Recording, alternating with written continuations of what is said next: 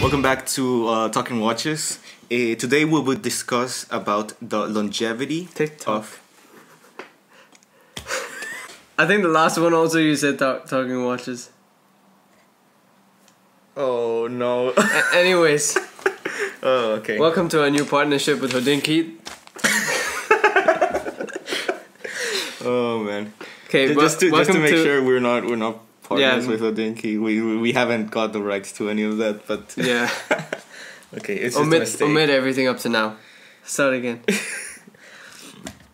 Hello guys, welcome back to TikTok. Yes, that's more like it. Today we'll discuss about the longevity of different watches and whether they last forever or not. So a lot of these high-end brands market watches to people saying that it's a watch for generations to keep, and you don't really own this, you hand it down to your next of kin. Yeah, I absolutely love Patek Philippe's marketing. It's like you don't own it, you merely just carried to the next generation. Exactly, it's your line that owns it, like your heritage. I think all of that is stupid nonsense. It's really nonsense. Every single watch lasts. That's where I would come in and say no. Not every single watch lasts. A lot of people have like $10 Casios from the 60s. Yes. That are still fine. And now when you try to market a Patek Philippe at Casio wasn't there 50K. Casio didn't exist on the 60s, did it? I think course it started did. In the 80s. I'm sure it existed in the 70s. No, I don't know. Like, the quartz crisis. We're not from then. The quartz crisis started, was in the and that's 80s. where like Wasn't that in the 80s? Yeah. But then like that's how they introduced like batteries into watches. Okay, and that's when. Let me just check this. Keep talking. Okay, so I also thought that a watch would last forever, and like I really, of course, do want all my watches to last forever. But then like it comes to like what is like the actual prices of servicing a watch. For example, I have a Seiko 5. It costed around $120. But the thing is, to service that watch, it costs around $80. So like, would I rather service that watch, or would I rather just get a new one for almost the same price? And after, like, let's say I don't service that watch for like a long while, it will of course stop running, because people also don't really take a lot of care about their watches. Like when servicing is not a huge thing talked about in YouTube. Like everyone likes to buy watches and like likes to buy them serviced already, but like not a lot of people talk about like the actual process of sending it to the service and actually taking care of a watch internally. Back in the day, no one cared. I mean, a watch was a basic necessity. It was a tool, yes. Yeah, and then it was not this kind of fancy thing that it is now.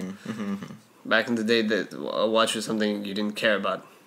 You had bigger problems. Yes, exactly. So I just looked it up, and I think Casio first came out with the digital watch, electronic watch, in 1974. Okay. But they were founded in 1946. But they made electronic calculators from the late 50s. Okay. So Casio started in 70s. Yeah, I guess making watches. Okay, and then like the actual watches that could take all the beatings, so like 80s. G-Shocks, that would be like around 80s. Okay. Yeah. Okay. Yeah, but I think it's a rubbish, marketing gimmick saying that this piece will last you 50 years or 100 years to come. Any piece could or could not, depending on how you dealt with it.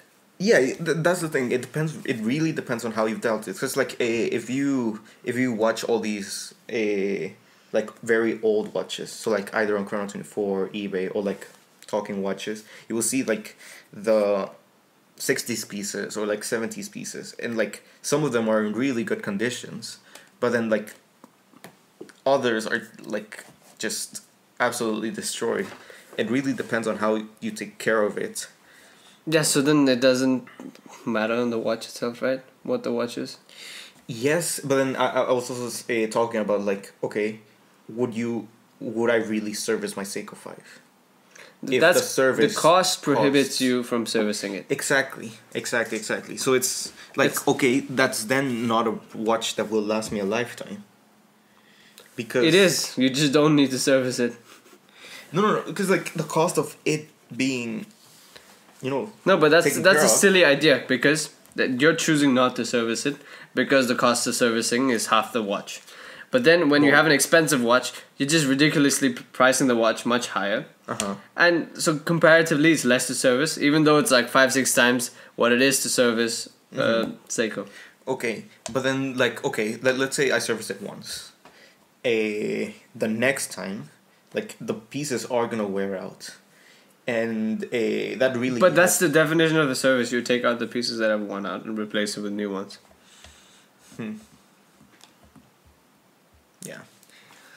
Yeah. But any watch, I guess if maybe some parts just last a lifetime, but the ones that get consumed by the running of the watch.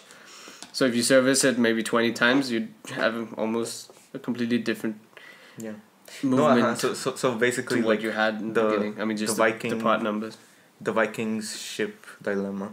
What is that? So basically, Build a it new goes, ship, or it goes that like, okay, you have a Viking ship, and you start like taking care of it, but you keep the old pieces and start building a new Viking ship with the old pieces. with the old So, like, pieces. at the What do you at mean the by end, old pieces? So like you start taking away wood out of it, and you put new wood in it, Yeah, and that over a long period of time. And over the long period of time, you will have two ships. yeah. Which one was the original one? How does that matter? The new one was the original one. Yeah, it's like a whole philosopher's thing, but yeah.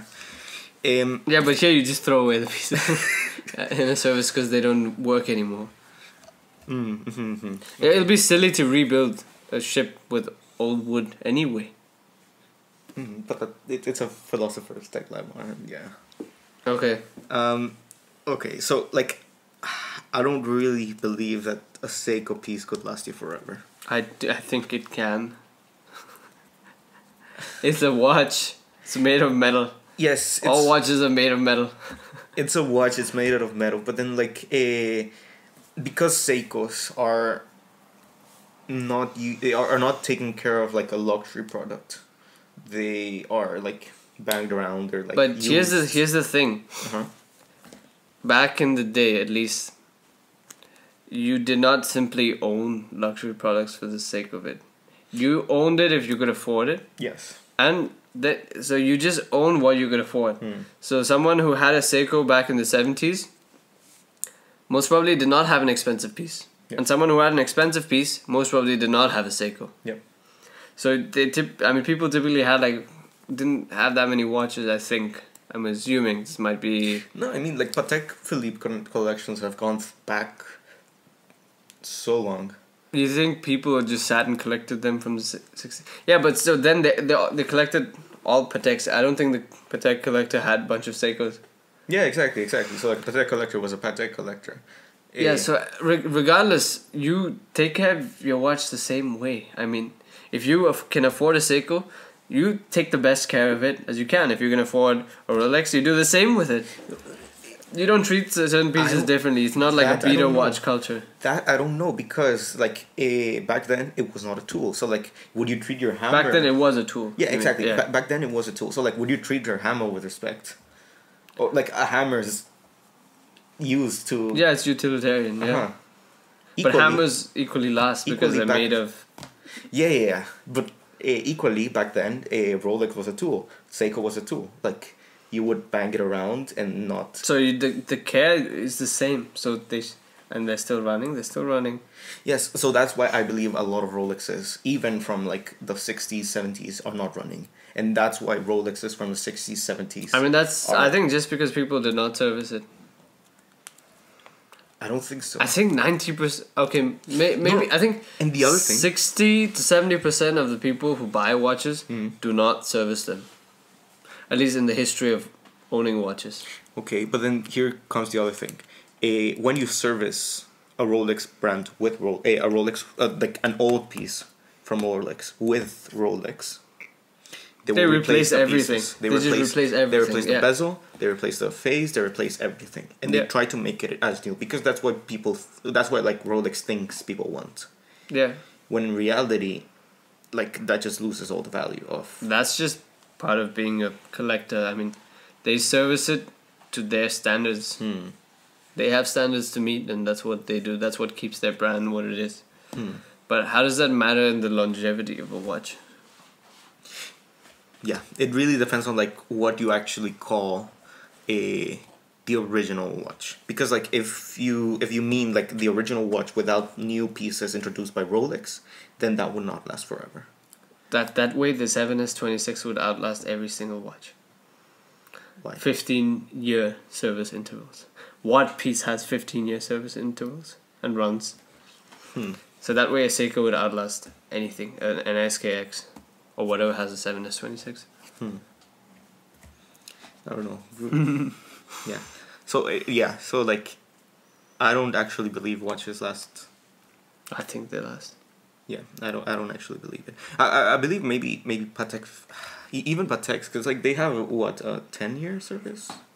Like you need to service them. I think 5. Yeah, and if you don't service them, then you're like you. It's fine. You don't service it. It's fine. No, you have to service it. No, it doesn't matter, because when you service it anyway, it's the same as servicing it before or later. Whatever piece is consumed is consumed. That's it. It makes no difference. It's not like a car where the engine will blow up. So like I believe it is like that because like it needs the oils and it needs like a running. It doesn't matter. It's tiny pieces. If it doesn't have oils, it'll just shave the pieces and it'll not be as accurate. It will shear the cogs. It won't shear any cog. It will just blunt them. Whatever's sharp will become blunt, and not as sharp. So you just replace the gears. I mean, it's It doesn't matter at all. It's tiny. No. It matters. It matters because matter. it's tiny. Because it's tiny. It's so like fragile. That like. But the thing is, every piece in a watch movement is replaceable. It's not the same in a car. If you screw up the engine, the cylinder block, then you're done.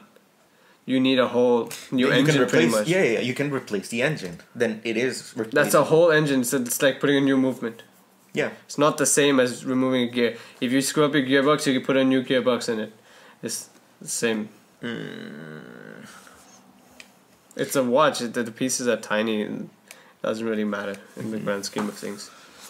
So it doesn't matter if you service it once in 5 years or when it starts to slow down. The cost is going to be the same.